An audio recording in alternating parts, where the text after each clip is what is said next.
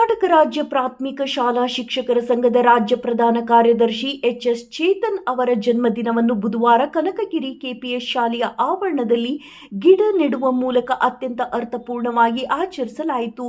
ಈ ಸಂದರ್ಭದಲ್ಲಿ ಮಾತನಾಡಿದ ಕನಕಗಿರಿ ತಾಲೂಕಾ ಸರ್ಕಾರಿ ನೌಕರರ ಸಂಘದ ಅಧ್ಯಕ್ಷರು ಹಾಗೂ ಪ್ರಾಥಮಿಕ ಶಾಲಾ ಶಿಕ್ಷಕರ ಸಂಘದ ನಿಕಟಪೂರ್ವ ಅಧ್ಯಕ್ಷರಾದ ಶಂಷಾದ್ ಬೇಗಂ, ಚೇತನ್ ಅವರು ಸಂಘಟನಾ ಚತುರರು.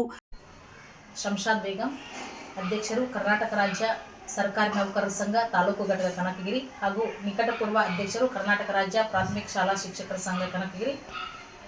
ಇವತ್ತು ಕರ್ನಾಟಕ ರಾಜ್ಯ ಪ್ರಾಥಮಿಕ ಶಾಲಾ ಶಿಕ್ಷಕರ ಸಂಘದ ರಾಜ್ಯ ಪ್ರಧಾನ ಕಾರ್ಯದರ್ಶಿಗಳು, ರಾಜ್ಯ ಪ್ರಾಥಮಿಕ ಶಾಲಾ ಶಿಕ್ಷಕರ ಸಂಘ ಬೆಂಗಳೂರು ರಾಜ್ಯ ಪ್ರಧಾನ ಕಾರ್ಯದರ್ಶಿಗಳು ಹಾಗೂ ಆತ್ಮೀಯ ಸಹೋದರರು ಆದಂತಹ ಶ್ರೀಯುತ ಎಚ್.ಎಸ್. ಚೇತನ್ ರವರ ಜನ್ಮ ದಿನಾಚರಣೆ ನಿಮಿತ್ತ ಇವತ್ತು ಕನಕಗಿರಿ ತಾಲೂಕಿನ ಕೆಪಿಎಸ್ ಶಾಲೆಯ ಆವರಣದಲ್ಲಿ ಗಿಡ ನೆಡುವುದರ ಮೂಲಕ ಅತ್ಯಂತ ಅರ್ಥಪೂರ್ಣವಾಗಿ ಒಂದು ಜನ್ಮ ದಿನಾಚರಣೆಯನ್ನು ಆಚರಿಸಲಾಯಿತು. ತದನಂತರ ಸ್ಥಳೀಯ ಎಲ್ಲ ಶಾಲೆಗಳಿಗೆ ಸಸಿಗಳನ್ನು ನೀಡುವುದರ ಮೂಲಕ ಜನ್ಮ ದಿನಾಚರಣೆಯನ್ನು ಆಚರಣೆ ಮಾಡಲಾಯಿತು. ಶ್ರೀಯುತ ರಾಜ್ಯ ಪ್ರಧಾನ ಕಾರ್ಯದರ್ಶಿಗಳಾದ ಶ್ರೀಯುತ ಚೇತನ್ ಎಚ್.ಎಸ್. ಅವರು ಸಂಘಟನಾ ಚತುರರು, ಕೊಡಗಿನವರು ಆಗಿರುವುದರಿಂದ ಸಂಘಟನೆಯಲ್ಲಿ ಅತ್ಯಂತ ಇನ್ನೂ ಉನ್ನತವಾದ ಸ್ಥಾನಗಳು ಅವರಿಗೆ ದೊರೆಯಲಿ, ಜೊತೆಗೆ ಇನ್ನೂ ಅವರಿಗೆ ಆಯುಷ್ಯ ಆರೋಗ್ಯ ದೇವರು ಕೊಟ್ಟು ಕಾಪಾಡಲಿ ಅಂತದ್ದು ಸಮಸ್ತ ಕನಕಗಿರಿ ತಾಲೂಕಿನ ಶಿಕ್ಷಕರ ಹಾಗೂ ನೌಕರರ ವೃಂದದ ಪರವಾಗಿ ಹಾಗೂ ನಮ್ಮ ಸ್ಥಳೀಯ ಆರಾಧ್ಯ ದೈವರಾದಂಥ ಕನಕರಾಯನಲ್ಲಿ ನಾವು ಪ್ರಾರ್ಥಿಸಿಕೊಳ್ಳುತ್ತೇವೆ.